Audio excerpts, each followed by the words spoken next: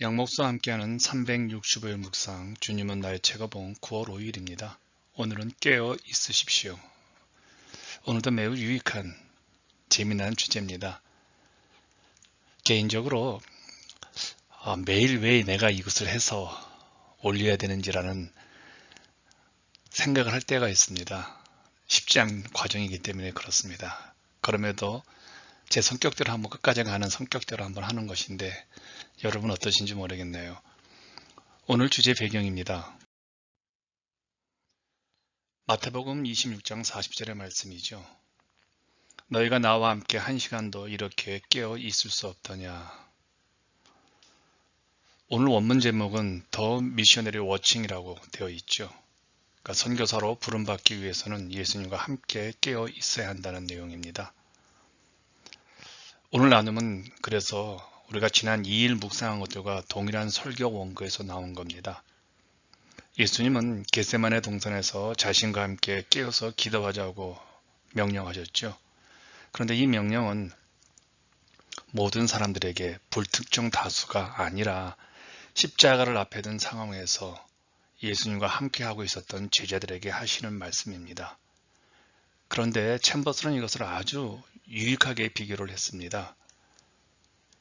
예수님을 위해 깨어있지 말고 예수님과 함께 깨어 있어야 합니다. 오늘은 이 흐름을 잘 유지하셔야 합니다. 이 비교 흐름을요. 예수님과 함께 제자들은 왜 겟세마네 동산에서 주님과 함께 깨어있지 못했을까요? 챔버스의 답입니다. 구원받은 후 처음 단계에서는 주님과 함께 깨어있지 않고 주를 위해 깨어있을 뿐입니다.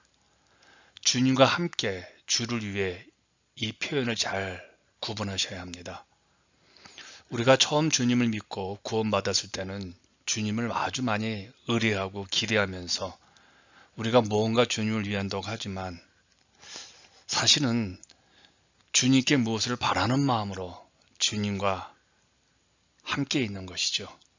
이 단계는 여전히 이기적이고 자기중심적인 모습이죠. 내 필요에 의해서 주님과 함께 있는 것이죠. 이 단계에서는 내가 원하는 것을 위해 깨어 기도하는 그런 모습입니다. 기도는 합니다. 깨어서 기도는 하는데 문제는 모든 순간과 상황 가운데 주님과 함께 주님이 원하실 때 함께 깨어 있지 않고 내 필요를 위해 깨어 있는 것이죠. 한 번 더 우리가 이 부분을 한번 생각해 보았으면 합니다. 구원받은 후 처음 단계에서는 주님과 함께 깨어 있지 않고 주를 위해 깨어 있다는 이 말입니다. 이 단계 자신이 원하는 것을 위해 깨어 있는 우리의 모습이죠. 그렇다면 예수님과 함께 깨어있지 못하는 이유가 무엇일까요? 주님께서는 우리에게 겟세마네라는 특별한 상황에서 자신과 함께 깨어있자고 명령하셨죠. 이때 우리는 깨어있지 않으려고 합니다. 왜 그럴까요?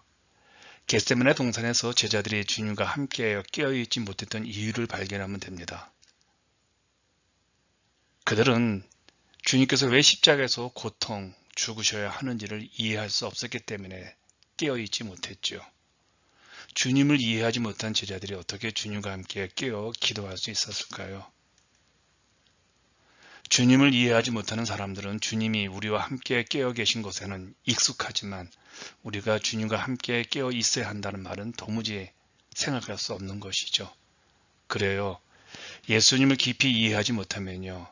단지 예수님이 나와 함께 늘 그분은 깨어 계신다는 생각에만 몰두하지 내가 그분을 위해 깨어 있을 수는 없는 겁니다. 이 차이를 아셔야 되겠어요.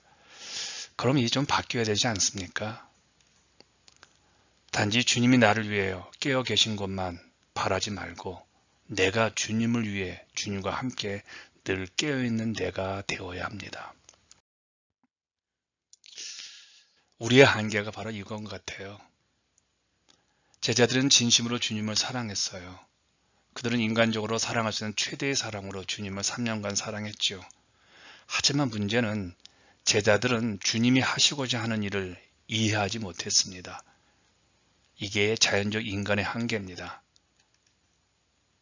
제자들이 그렇게 3년 동안 주님을 사랑하고 따랐음에도 불구하고 주님이 원하시고 주님이 추구하시는 것이 무엇인지 모르기 때문에, 또한 십자가에서 당하는 그 슬픔이, 그 고통이 얼마나 큰 것인지 이해하지 못했기에 그들은 동산에서 잠들었고 결국 십자가 앞에서 주님을 버리고 도망간 겁니다.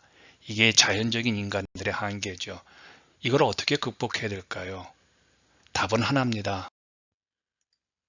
성령이 함께 해야 합니다. 제자들의 모습을 통해 우리의 의지나 본성으로 주님을 사랑하고 따르는 데에는 한계가 있음을 우리는 보았습니다. 그런데 그들에게 엄청난 일이 발생했습니다. 사도행전 2장 4절의 사건이죠. 그들이 다 성령의 충만함을 받고, 여기서 그들은 누구일까요? 주님을 버리고 떠났던 제자들입니다. 이런 제자들이 남은 생애 동안 주님과 함께 깨어 있었습니다. 그리고 주님을 위해 다 순교했죠. 그 이유가 사도행전 1장 8절의 말씀입니다. 오직 성령이 너에게 임하시면 너희가 권능을 받고, 이 말씀이 그들 안에 이루어졌기 때문입니다. 제자들은 예수님을 버리고 달아난 지 50일 만에 오순절 성령 강림 사건 이후에 완벽하게 변화되어서 주님과 함께 깨어서 쓰임받게 된 겁니다. 이런 생각을 합니다. 신앙에는 아주 치명적인 논리가 하나가 있다는 겁니다. 그것이 성령님입니다. 성령님의 임재가 없을 때 우리는 자연적으로 생각하죠. 자연적으로 행동을 합니다. 또한 성령님의 임재가 없이는 우리는 하나님의 뜻을 온전히 이해할 수 없지요.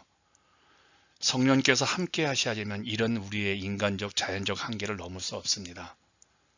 그러니까 성령님이 없으니까 주님을 위해 깨어 있지만 주님과 함께 깨어 있을 수는 없는 겁니다.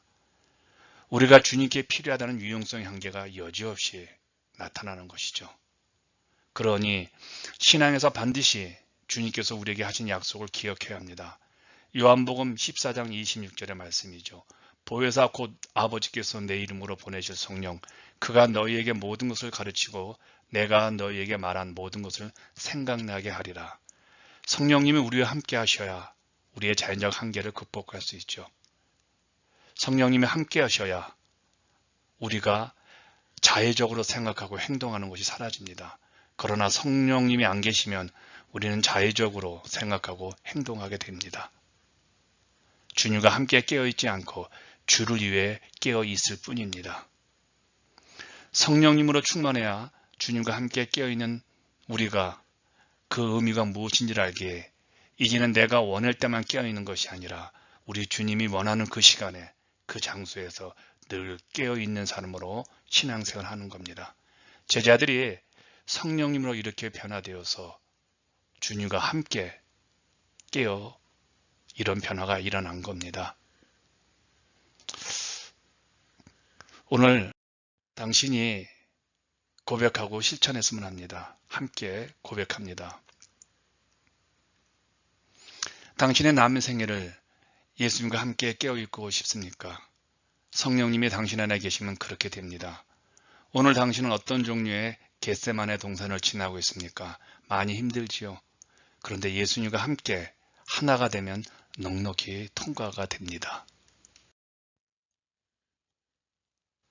예수님 위해 깨어있지 말고 예수님과 함께 깨어있음을 응원하겠습니다.